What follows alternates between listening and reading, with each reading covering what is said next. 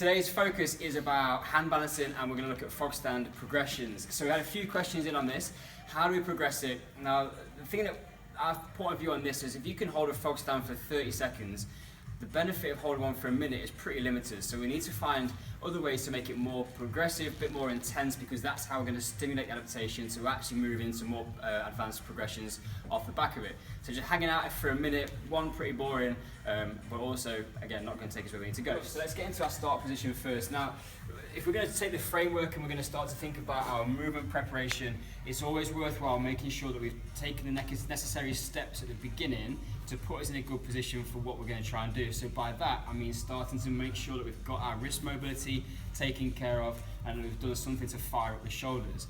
That movement patterning and the integration with being able to get the joints into the right position is going to help us to make sure that we've got a strong foundation to be able to move through these progressions from. So we're going to jump into our sort of movement patterning and our applied strength phases on this. So Jacko's going to jump into his Frogstand. Key pointers, gripping the floor, hands screwing the shoulders in tight. So in this shape, if we're feeling like pretty solid, like we've got control of the shape and we can hold a reasonable amount of time, maybe 10, 20, 30 seconds, and we feel like we've got it under control, we need to start progressing this on. So the first point is just going to start to shift around a little bit. So you can see Jacko's going from side to side. You can start working the front to back, and that's actually a great exercise to start to feel what it's like to get some more strength in the fingers and the control in the palms. That's something you're going to need when you get into your handstand progressions.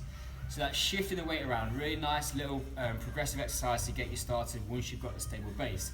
The second step is we need to start to add some more load into the system, and that's going to give us the adaptation that we need around the strength and the coordination to produce these more kind of progressive exercises. So Jacko's going to try and take one leg off. He just comes into the middle.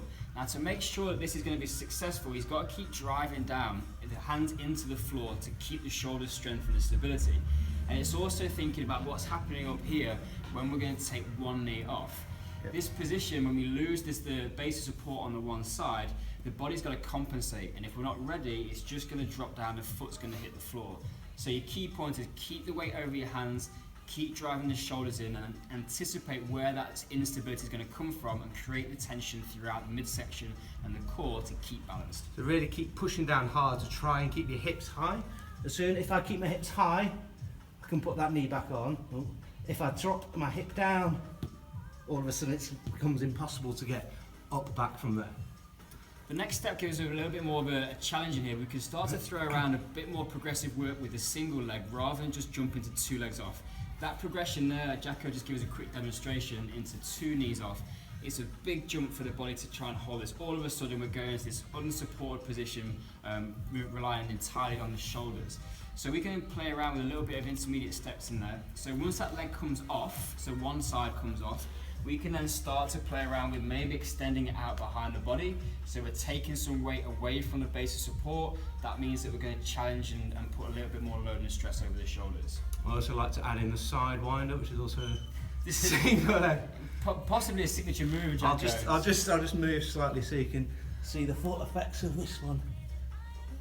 So these are all progressive ways that we can start to play around with just loading the shoulders up.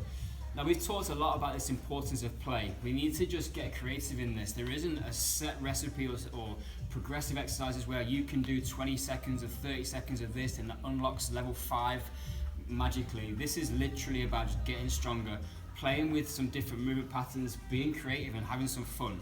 This should be enjoyable. So see what sort of shapes you can get into, find out where your threshold is, where you start to lose control, and where that difficulty is, that's where you've got to spend some time. And when you've taken one leg, you can take one leg off in the middle, the further you start playing around with it away from that pivot point, the harder it's going to be, and you can then build that strength up in the shoulders until you can do some stuff like Timber, if you'd like to give us a demonstration, when you then can take those two legs off, how we then take that into a handstand. So this comes as a surprise. What am I doing?